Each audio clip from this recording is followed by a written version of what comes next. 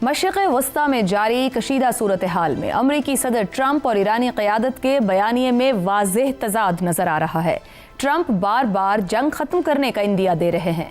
New York times के मुताबिक America ने पाकिस्तान के जरिए ईरान को 15 निकाती अमन मंसूबा भेजा है, जिसमें बुनियादी निकात ईरान के बैलिस्टिक मिसाइल और न्यूक्लियर प्रोग्राम को महदूद करने, आबनाए हुर्मुज़ में महफूज दरगाह यकीनी बनाने जैसे मुतालिबात शामिल हैं। ईरान यह ऐलान कर रहा है कि वह हुर्मुज़ के रास्ते में अमरीकी इत्तेहादी ममालिक के अलावा और किसी मुल्क के लिए रुकावट नहीं डालेगा, लेकिन ईरान के आला हुक्काम ने बाज़ाबता मुज़ाकरात से इनकार किया है। ईरानी पासदारान इनकलाब ने ट्रंप के दावों को रद्द किया और कहा कि 9 माह में 2 बार अमेरिका ने मुज़ाकरात के दौरान ईरान पर हमले किए, इसलिए वो किसी भी गैर यकीनी मुज़ाकरात को कबूल नहीं करेंगे। ईरान ने इस जंग में अपना मौक़िफ़ सख्त रखते हुए इसराइल पर हमले जारी रखे हुए हैं। दोनों फ़रीक़ैन के मौक़िफ़ से ये ज़ाहिर होता है कि जंग बंदी और मुज़ाकरात के हवाले से दोनों ही अपने सियासी और इक़्तिसादी मफादात के तहफ़्फ़ुज़ को तरजीह दे रहे हैं। ट्रंप इंतज़ामिया मुज़ाकरात की बात को बढ़ा चढ़ा कर पेश कर रही है ताकि आलमी मार्केट्स में इस्तेहकाम आए और फ़ौजी तैनातियाँ वक्त पर मुकम्मल की जा सके। दूसरी तरफ ईरान मुज़ाकरात को महदूद दिखाकर अपनी दाखिली ताकत और इलाक़ाई असर रसूख बरकरार रखने की कोशिश में लगा है। ईरान की मरकज़ी फ़ौजी कमान के तर्जुमान इब्राहिम ज़ुल्फ़िकारी का कहना है कि ख़ित्ते में इस्तेहकाम सिर्फ ईरान की मुसल्लह अफ़वाज की ताकत से मुमकिन है। अपनी शिकस्त को मुआहिदा न समझें, हम कभी समझौता नहीं करेंगे। उन्होंने कहा कि क्या आपके अंदरूनी इख्तिलाफात इस हद तक पहुंच चुके हैं कि आप खुद ही अपने साथ मुज़ाकरात कर रहे हैं। इब्राहिम ज़ुल्फ़िकारी ने कहा कि हम जैसे लोग आप जैसे लोगों से कभी समझौता नहीं करेंगे, ना अब ना कभी। इस सूरत हाल में बयानात की बुनियाद पर हकीकत का अंदाज़ा लगाना मुश्किल है, क्योंकि हर फरीक अपनी हिकमत अमली के मुताबिक अपने अपने मफाद के लिए प्रोपेगेंडा भी चला रहा है। अगर दस्तयाब शराइत की बात की जाए तो इस वक्त ईरान और अमेरिका के दरमियान किसी बाज़ाबता अमन मुआहिदे का इम्कान कम दिखाई दे रहा है। मुज़ाकरात और जंग बंदी की राह में अभी कई रुकावटें मौजूद हैं। ऐसा दिखाई दे रहा है कि मुस्तक़बिल के फैसले बैनुल-अक़वामी दबाव, इलाक़ाई मफादात और दाखिली सियासी हालात पर मुनहसर हैं। ईरानी और इजरायली हमले जारी रहने से क्या मुज़ाकरात का अमल कमज़ोर हो रहा है? क्या इस वक्त अमरीकी और ईरानी क़यादत जंग और मुज़ाकरात के मामलात में अपने अपने ममालिक की डीप स्टेट और इस्टेब्लिशमेंट को लेकर मुकम्मल तौर पर एक पेज पर हैं? क्या इजराइल मुज़ाकरात के लिए तैयार होगा या अपनी अस्करी हिकमत अमली पर ही कायम रहेगा? 15 निकाती मंसूबे में कौन से निकात ईरान के लिए काबिल कबूल हैं और कौन से नहीं? इसी तरह ईरान की शराइत में से कौन सी शराइत के लिए काबिल अमल हो सकती हैं और कौन सी नहीं? इन सवालात के जवाब जल्द मिलेंगे या अभी इबहाम की सूरत हाल यूं ही बरकरार रहेगी? इसी पूरी सूरत हाल पर यानी डेवलपिंग सिचुएशन पर अपने पैनल के सामने सवाल रखेंगे। हमारे साथ हैं शहजाद चौधरी, ज़ैगम खान, रज़ा रूमी और आमिर अहमद खान साहब। प्रोग्राम का सवाल आप सभी के लिए। पाकिस्तान के तवस्सुत से अमरीकी मुतालिबात ईरान तक पहुंच गए। एक तरफ अमरीकी मुतालिबात, दूसरी तरफ ईरानी शराइत। कौन से निकात किसके लिए कितने काबिल कबूल, कितने नामंजूर? शहजाद चौधरी साहब, सूरत हाल में क्लैरिटी भी नहीं है, बात मुज़ाकरात की हो भी रही है, अपने अपने मुतालिबात रख भी दिए गए हैं, कोई फोकल पर्सन भी इस वक्त मौजूद नहीं, जंगबंदी की बात करके भी हमले जारी हैं। आपके ख्याल में दोनों जानिब से जो मुतालिबात या जो कुछ भी सामने रखा जा रहा है, कितना उस पर अमल दरामद मुमकिन है? कितना जल्द, कितनी देर से? अच्छा, एक तो मुझे कल से जब ये नुकात सामने आए हैं तो मुझे प्रॉमिसिंग लगना शुरू हो गया कि हाँ, ये डूएबल है, ये हो सकता है, ये मुआहदा, ये अमन का मुआहदा हो सकता है अगर नीयत दोनों तरफ हो तो। पहली बात तो ये बुनियादी चीज़ है। मुझे यूँ लगता है कि जब इस किस्म की गुफ्तगू की जा रही है जहाँ पर दोनों तरफ से कोई ना कोई एक थोड़ी सी झोल या हल्का सा ढील दी जा रही है या थोड़ा सा उसको हल्का रखा जा रहा है, जहाँ कोई रास्ता है तो वो ऑफ रैंप्स बन सकते हैं आसानी के साथ। मैं आपसे अभी बात करता हूँ इसके ऊपर के कौन कौन सी कंडीशंस किस तरीके से काबिल अमल है, लेकिन ख्याल हमें ये रखना चाहिए कि दोनों तरफ से कोई भी क्लियर विक्टर नहीं है। कोई भी अपने आप को ये नहीं कह सकता कि उसने जंग जीती है। दोनों इस वक्त स्टेलमेट की हालत के अंदर है। तो स्टेलमेट के अंदर फायदा ये होता है किसी सालिस का, किसी ऐसे ग्रुप का, ग्रोह का जो कि उनके मामलात रफा दफा करना चाहता है, उनमें अफाम तफहीम बनाना चाहता है, कि वो उसमें से कार्व आउट कर सकता है, ऐसी चीजें बना सकता है जिसके ऊपर के फिर दोनों तरफ से कोई ना कोई एक मौका बन जाता है कि उस पर एग्री किया जाए। नुकात की बात करते हैं। देखिए, पहला नुकता कि न्यूक्लियर ईरान नहीं होगा। एक तो खैर उनका अपना फतवा भी है, अभी तक उसके ऊपर कोई और रिवीजन नहीं आई उनके अपने मुल्क के अंदर। लेकिन एक चीज और भी है जो कि बुनियादी जो इंटरनेशनल कानून के मुताबिक ईरान सिग्नेटरी है नॉन प्रोलिफरेशन ट्रीटी का, एनपीटी पे साइन किए हुआ है, जब आपने एनपीटी पे साइन किए होते हैं, जब तक आप निकल नहीं जाते उससे, उस वक्त तक आप किसी न्यूक्लियर वेपन की टो में या उसके पीछे नहीं भाग सकते, नहीं चल सकते, उसको नहीं बना सकते।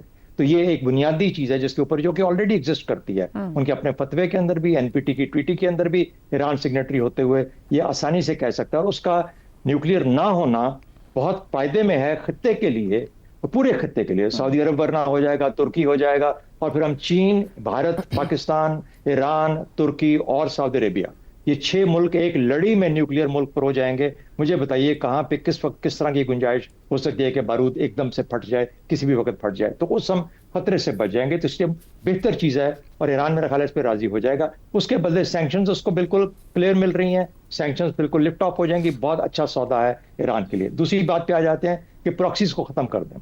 प्रॉक्सीज को खत्म ईरान को उस वक्त करना चाहिए जब वो ये कहे कि इसराइल 2 स्टेट सोल्यूशन के ऊपर टाई इन हो जाए। वो मुकम्मल तौर पे वो वाला जो फॉर्मूला जो 2 स्टेट का है, उसको ईरान को चाहिए कि उस पर जोर दे, और हम जो बनाने वाले हैं, जो इसका हल बनाएंगे, वो भी उसमें शामिल करें। कहें कि ठीक है, आप 2 स्टेट सोल्यूशन पे इसराइल को कमिट कराएं उस नक्शे के अंदर जो कि हम सब ने एग्री किया हुआ है, तो हम रीजनल प्रॉक्सीज को ईरान को बोलेंगे कि खत्म कर दे। ईरान इस सौदे के ऊपर तैयार हो जाना चाहिए। अब ये दोनों साइड्स करती हैं नहीं करती हैं दूसरी बात है, लेकिन ये हो सकता है, डूएबल है। तीसरी बात, मिसाइल और ड्रोन्स कि इनके ऊपर लिमिट्स, इनकी रेंजेस कम की जाए। ईरान सिग्नेटरी है मिसाइल टेक्नोलॉजी कंट्रोल रजीम का, MTCR का। अच्छा, उसका सिग्नेटरी होने के नाते आपके ऊपर लिमिटेशंस हैं कि आप इतनी रेंज का मिसाइल बना सकते हैं, ड्रोन की ये काबिलियत होनी चाहिए। पाकिस्तान भी उसका सिग्नेटरी है, तो इसलिए हम सब उसके अंदर क्या, अगर आप नहीं फॉलो करेंगे तो आप रोग स्टेट डिक्लेयर हो जाएंगे। हर रोग के तो और भी बहुत सारी चीजें हैं, अमेरिका को भी रोग खा सकता है, किया जा सकता है, हमले कर देता है, इसराइल को भी कहा जा सकता है, वो तो है ही रोग, गजा के ऊपर जो से हैं। लेकिन बाहर सूरत हमें फिलहाल एक इंटरनेशनल कानून के दायरे में रहते हुए ये चीज मुमकिनात में से नजर आती है। चौथा, हॉर्मुज का, बिल्कुल जायज बात है और ऐसा ही होना चाहिए। हॉर्मुज किसी का हक नहीं है कि उसको बंद करे, वो एक फ्री ट्रेडिंग कॉरिडोर है, और जब भी उसको बंद किया जाएगा तो उसको ब्लैकमेल ही तस्वर किया जाएगा। मेरे ख्याल में ये वाजे होना चाहिए, लेकिन उसके साथ बांध लें एक और चीज को कि ट्रेड और ट्रेड फ्री होनी चाहिए, और टैरिफ का जो मामला है, जिस तरीके से ट्रंप उठ के रोजाना टैरिफ लगाता है, इसकी इजाजत नहीं दी जा सकती। आप अपने टैरिफ बंद करें, वर्ल्ड ट्रेड ऑर्डर के नीचे जो कवानीन है उनको फॉलो करें, और उसके बाद जो है इस किस्म का जो तलवार लेके आप टैरिफ के ऊपर पड़े हुए हैं, तो फिर लोगों को भी हक पहुंचता है कि वो अपने वाटरवेज को बंद करें। ठीक हो गया। फाइनल पॉइंट बता दूं, अगर हॉर्मुज जो है वो ईरान की है, तो हमें फिर ये सोचना पड़ेगा कि बाबल मंदेब किसका है।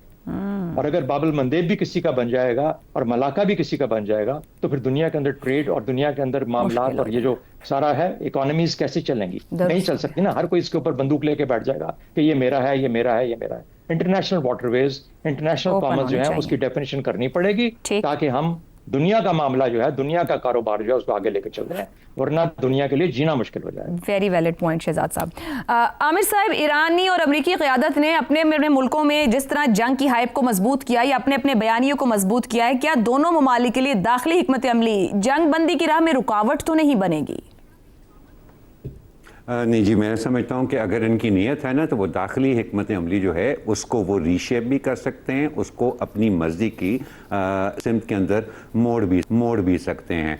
और ये काम ख़ास तौर पे अमेरिका में प्रेसिडेंट ट्रंप जैसी शख्सियत जो है उसके लिए करना बहुत आसान है, जिन्होंने पहले से ही अपनी तमाम आवाम को आदत डाली हुई है कि वो सुबह दोपहर शाम 3 मुख्तलिफ बातें एक ही मसले के ऊपर वो करते हैं। सो आई डोंट थिंक कि दाखिली पॉलिसी जो है ना उसके अंदर कोई उनको मुश्किल पड़ेगी। But here Ayesha, what I think is important is कि हम पाकिस्तान के अंदर जिस तरह की आजकल बातें खास तौर पे पिछले 24 घंटे में हो रही हैं ना, तो वो उन्हें देख के तो लगता है कि ये मामला ऑलरेडी तय हो चुका है। बट ठीक है, हम जज्बाती लोग हैं। वो मुझे पंजाबी की एक कहावत आज याद आ रही है कि पिंड पे आनी तो चक्के पहले आ गए, यानी कि अब गाँव को भी आबाद भी नहीं हुआ और चोर पहले से इकट्ठे हो गए हैं उसको लूटने के लिए। हाँ जी, तो वो ठीक है, हम जज्बाती लोग हैं। हमारा तो अभी से ही दिल है कि हम Nobel peace prize president Trump से लेके अपनी क़यादत के हवाले कर दें। इसलिए इस माहौल में ये देखना मुश्किल होता है कि इतनी हसास और पेचीदा नौइयत के मुज़ाकरात जो हैं वो कभी भी मीडिया के ज़रिए नहीं होते।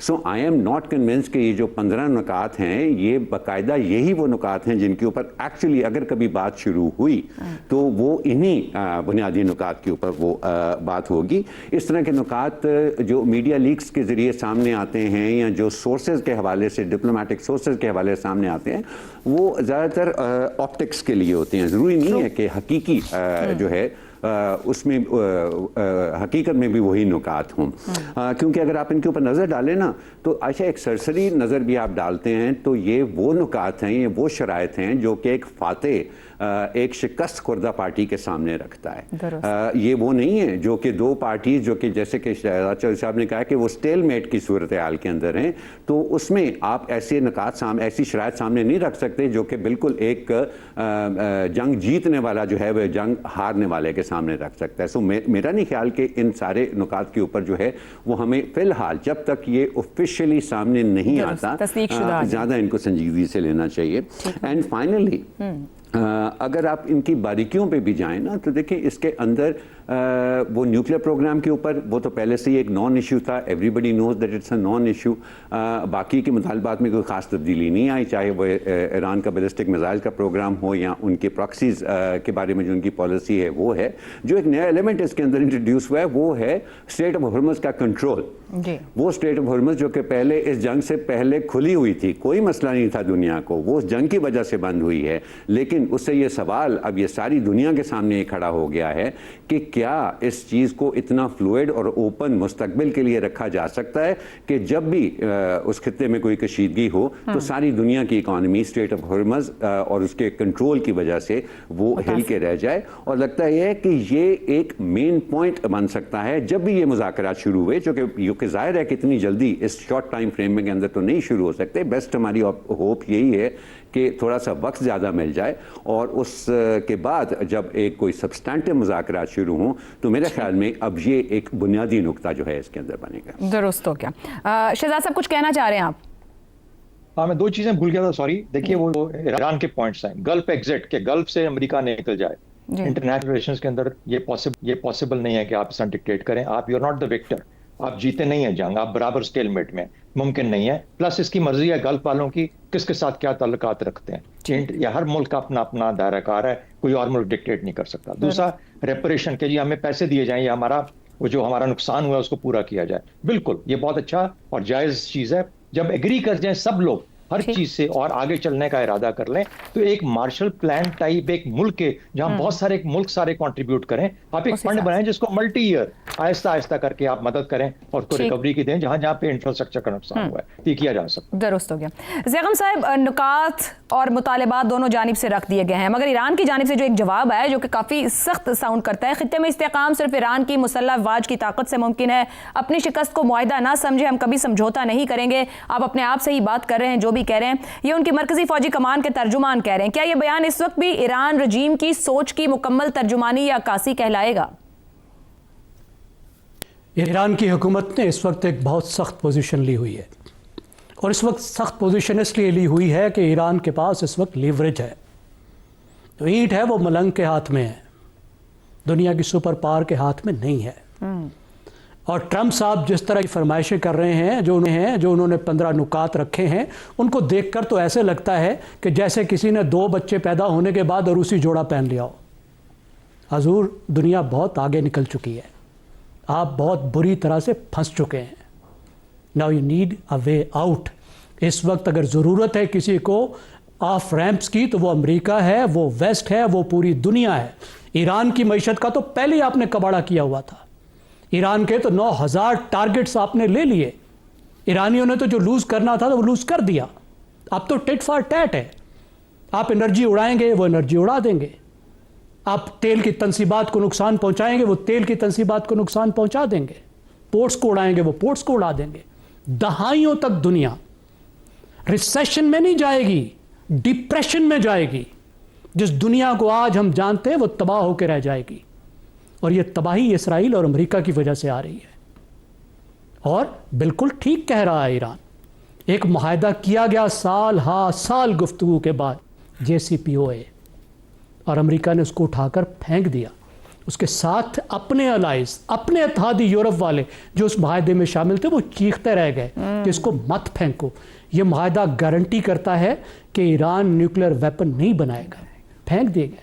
फिर क्या हुआ, 2018 में माइक पोम्पियो जो सेक्रेटरी ऑफ स्टेट थे, उन्होंने 12 शराइत पेश की और आप सितम ज़रीफ़ी देखिए, उन 12 शराइफ तो आगे पीछे करके 11 तो बिल्कुल वही हैं, 4 और ऐड करके ये दिखाने के लिए ट्रंप साहब ने कि देखो मैं तो ज़्यादा सख्त हूँ, पहले से ज़्यादा सख्त हो गया हूँ। उस वक्त भी ये खुद ही थे और ये शराइत उन्होंने बना दी 15 में बुनियादी तौर पर 3 जो बेसिक शराइत हैं, जो स्ट्रक्चर्स हैं, वो वही हैं, एक नया है। अब ईरान कैसे बिहेव करेगा, देखिए न्यूक्लियर प्रोग्राम पे उन्होंने क्या ऐड किया है।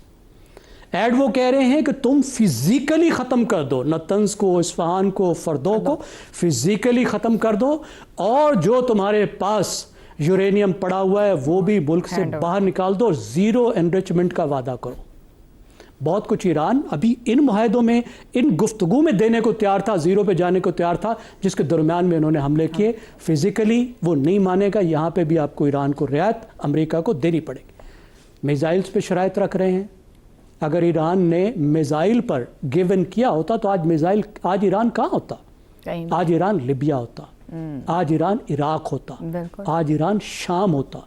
कोई ईरान को पागल कुत्ते ने काटा है कि वो मिसाइलों पे बात मान लेगा, जिसकी वजह से वो आज महफूज है, जिसकी वजह से उसकी आज लिवरेज है। फिर प्रॉक्सीज की बात है, और प्रॉक्सीज में भी बढ़ा चढ़ाकर जो तीसरे हैं उसमें जनाब वो कहते हैं कि इबादत करना बंद करें, टोटली अपने आप को कट ऑफ कर लें। मैं नहीं समझता। अब हुर्मुज़ का ये 3 तो बुनियादी जो पिछली हैं, और इसके अंदर फिर मुख्तलिफ हैं, उसमें न्यूक्लियर में 1 से 6 तक न्यूक्लियर पे है, 7 से 9 तक मिसाइलों पे हैं, फिर 10 से 15 तक जो है वो प्रॉक्सीज के बारे में बातें, प्रॉक्सीज के बारे में और हुर्मुज़ के बारे में। अब हुर्मुज़ खुली हुई एक वाटरवे, उसमें इन्होंने अपने आप को ला के फंसा दिया। ईरान ने धमकी दी हुई थी।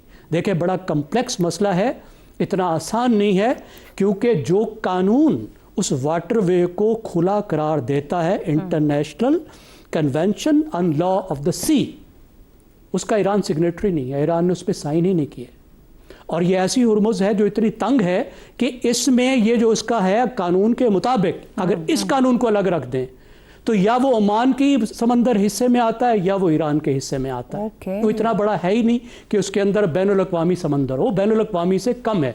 और ईरान ने उस पर साइन नहीं किया। ईरान एक और मजे की बात कह रहा है जी। वो कह रहा है कि अगर हम मान भी लें कि ये कानून अमल में है, तो ये कानून उस पर लागू होगा ना जिस पे साइन किए हुए हैं, जिसने इस पे साइन किए हैं। तो अमेरिका ने तो उस पर साइन ही नहीं किया। इसका मतलब है अमेरिका तो यहाँ आ नहीं सकता, तुम तो एक तरफ हो जाओ, क्योंकि जो सहूलत जिस कानून के तहत मिलती है तुम उससे ही बाहर हो। अब ईरान की जो शराइत है वो भी ज़ाहिर है बहुत मुश्किल है, आसान नहीं है। हुर्मुज़ का वो कहता है कि मैं यहाँ टॉल लूँगा, किसी ना किसी तरीके से एडजस्ट करना पड़ेगा उसके नुकसानात को।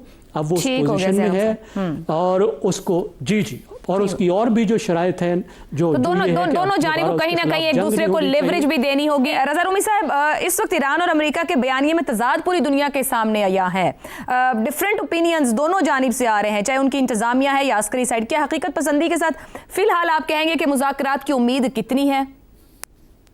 देखिए, मुज़ाकरात तो ऑलरेडी बैक चैनल से शुरू हो चुके हैं और रवाबित बड़ी देर से हो रहे हैं। अब तो ये स्टेज है कि जहां पर बाकायदा अगर कोई जंग बंदी की तरफ पेशकदमी होगी और जो ये मुख्तलिफ शराइत का जिक्र हो रहा है, कुछ रिपोर्ट हो रही है, कुछ यकीनन अहम होंगी, कुछ गैर अहम होंगी। अब वो स्टेज है कि किस तरह इनके ऊपर अमल दरामद किया जाए।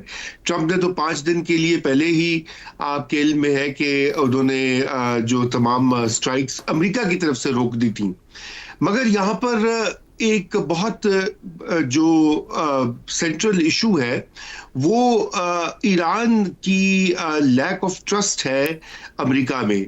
क्योंकि आप देखिए बार बार ये हुआ माजी करीब में भी कि जब भी मुज़ाकरात हुए, वो मुज़ाकरात आगे बढ़े, कुछ एक नतीजे पे पहुंचे और उसके फौरन बाद अमेरिका ने बमबारी शुरू कर दी और जंग स्टार्ट कर दी। ये अभी भी ऐसा ही हुआ था 28 फरवरी को भी। इससे पहले भी यही किरदार जो है इस कहानी के, विटकॉफ और जेरेड कुशनर, वो अच्छे खासे मुज़ाकरात कर रहे थे। ओमान भी बीच में एक सालिसी का का किरदार अदा कर रहा था, और काफी हद तक उनके एग्रीमेंट्स भी हो गए थे, और उसके बाद यकदम जो है वो गोलाबारी शुरू कर दी। और उसके बाद अब 3 हफ्ते के बाद चूंकि आटे दाल का भाव पता लग गया है अमेरिका को भी और इजराइल को भी कि ये इतने आसान काम नहीं था जिसकी उन्होंने तवक्को की थी ईरान की हुकूमत को बदलना या उसकी रियासत को कोलैप्स करवा देना, तो इसलिए अब वो भी बअमरे मजबूरी इन मुज़ाकरात की तरफ बढ़े हैं। रज़ा रूमी साहब, आपकी माज़रत के साथ आपकी गुफ्तगू से एक सवाल जहन में आ रहा है। आपने लैक ऑफ ट्रस्ट की बात की, ये ट्रस्ट कैसे बिल्डअप होगा? क्योंकि ऐसी बात ही ईरान की जानिब से भी आ रही है। आपने कहा अमेरिका ने हमला नहीं किया, अमेरिका रुका है ट्रंप के स्टेटमेंट, इजराइल तो मुस्तकिल हमले कर रहा है, ईरान रद्द-ए-अमल भी दे रहा है। तो ये ट्रस्ट बिल्ड कैसे हो सकता है कि ये निकात या ऑप्शंस पर बातचीत बढ़े? देखिए, ये ट्रस्ट अमूमी तौर के ऊपर तो इसमें गारंटीज ही होती हैं, एक बीच में गारंटर होते हैं जो कि एक जमानत देते हैं कि ये बात जो है अब अमेरिका की जमानत कौन देगा, मां सिवाय अमेरिका की अमेरिका की जमानत कोई नहीं दे सकता। क्योंकि देखिए ना, अगर और इस वक्त अक़वाम मुत्तहिदा जैसे इदारे फाल होते और उनकी कुछ अहमियत होती अमेरिका और ट्रंप के नज़दीक, तो आज वो ये किरदार भी अदा कर सकते किसी हद तक और ये इस तरह की गारंटीज दे सकते। लेकिन अभी तो एक सूरत हाल बहुत ही, जैसे कहना चाहिए, कॉम्प्लिकेटेड हो चुकी है, क्योंकि अमेरिका की गारंटी के लिए कौन तैयार होगा और किस में हिम्मत होगी कि वो दे सकेगा। इसलिए अमेरिका की खुद ही उनकी बात पे यकीन करना पड़ेगा। लेकिन ये जरूर है कि इस वक्त अमेरिका के अंदर भी जो जंग के खिलाफ एक पब्लिक ओपिनियन है, सदर ट्रंप की पॉलिसीज के ऊपर जो एतमाद है वो तारीखी लो के ऊपर है। यानी कि आज भी मैं सुबह आदादो शुमार देख रहा था कि उनकी पॉलिसियां और खुसूसन ये जंग की पॉलिसी इंतहाई गैर मकबूल है। और अगर आप उसमें इजाफा कर दें माशी बहरान का जिसका सामना है अब अमेरिका को, ये इन्फ्लेशन की सूरत में और तेल और गैस की कीमतों में फ्लक्चुएशन की सूरत में, तो यकीनन ये एक प्रेशर है सियासी किस्म का ट्रंप के ऊपर कि वो कुछ ना कुछ देकर या समझौता करके ये जंग जो है रुकवाए या बंद करवा दे। तो इसलिए ईरान को भी इसका पता है। यही वजह है कि ईरान का भी जो मौकफ सामने आया है पिछले 1-2 रोज में, उसमें एक बड़ी वाज़ेह उनको भी अंडरस्टैंडिंग है कि अमेरिका की इस वक्त खुद एक मजबूरी बनी हुई है कि वो इस कॉन्फ्लिक्ट को ज्यादा मत फैलाए, क्योंकि अगर वो फैलता है तो अमेरिका दुनिया की मैशत का तो नुकसान होगा। अब आप देखिए पाकिस्तान में क्या हो रहा है, हिंदुस्तान हमारे पड़ोस में क्या हो रहा है, बांग्लादेश में क्या हो रहा है, लातीनी अमेरिका आना शुरू हो चुके हैं। दुरुस्त हो गया। ये वजह है, मजबूर हो सकते हैं ट्रंप, लेकिन मामला यह है कि क्या उनके हाथ में रहेंगे ये ऑप्शंस या जो चीजें सामने रखी जा रही इन पर गुफ्तगू हो।